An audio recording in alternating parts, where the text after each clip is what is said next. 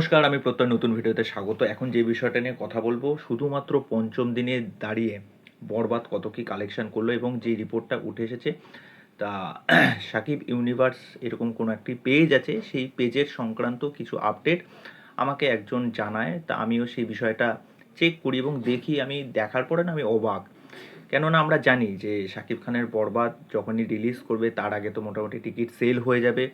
Single স্ক্রিনগুলো local multiplex বলুন বা ওখানে যে সমস্ত মাল্টিপ্লেক্স আছে সেইগুলোতে তো প্রচুর পরিমাণ মানুষ যাচ্ছে, দেখতে যাচ্ছে এবং বরবাদ নিয়ে মানুষের একটা আলাদা উন্মাদনা ক্রেজ তো রয়েছে। তা যেটা জানা যাচ্ছে গতকালও কিন্তু ওই মাল্টিপ্লেক্সগুলোতে প্রায় 60 থেকে 70টা নাকি হাউসফুল গেছে। আর শুধুমাত্র পঞ্চম দিনে যেই কালেকশানটা করেছে প্রায় 3,50,00,000-এর ওপরে, নাকি 3,50,00,000 কি 60 মতো কালেকশান করেছে। আর টোটাল যদি মোটামুটি 5 দিনের যদি গ্রস করা হয় সেই কালেকশানটা গিয়ে দাঁড়াচ্ছে প্রায় 20 কোটি ছুঁই ছুঁই।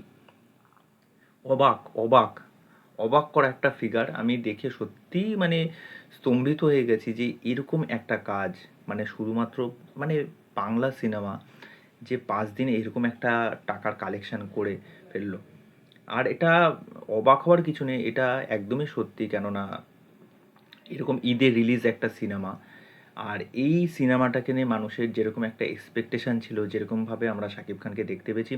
আর সবচেয়ে আরেকটা দুঃখের বিষয় লাগছে কি, আমাদের এখানে যেহেতু ইন্ডিয়াতে এখনও রিলিজ করেনি, তা কিছু কিছু ফুটেজ না লিক হয়ে যাচ্ছে এবং অনেক চ্যানেল আছে যেগুলো কিন্তু কোনো রিভিউ চ্যানেল না, ওকে, অনেকে নিজের পার্সোনালি চ্যানেল থেকে সেই জিনিসগুলো বা ফুটেজগুলো লিক করে দিচ্ছে।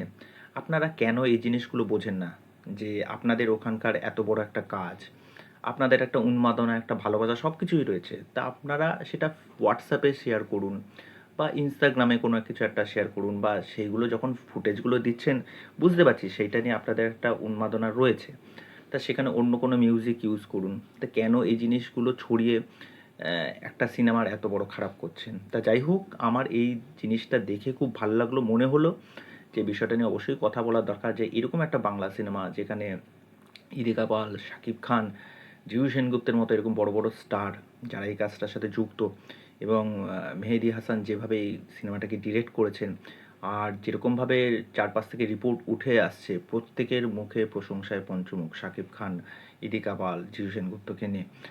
তা যাই হোক, এই কালেকশন রিপোর্টটা দেখে তো আমি পুরোপুরি মানে চমকে গেছি, অবাক হয়ে গেছি। সত্যিই খুব ভালো খবর। তা যাই হোক, আমিও চাই বরবাদ একটা ভালো সফলতা পাক, আরও বেশি এই সিনেমাটা দর্শকের কাছে পৌঁছাক, আরও বেশি কালেকশন করুক। তা যাই হোক, এই বিষয় নিয়ে আপনাদের কি মতামত সেটা অবশ্যই আমাকে কমেন্ট করে জানাবেন। তা চলো, পরবর্তী ভিডিওতে আবার দেখা হচ্ছে। বাই।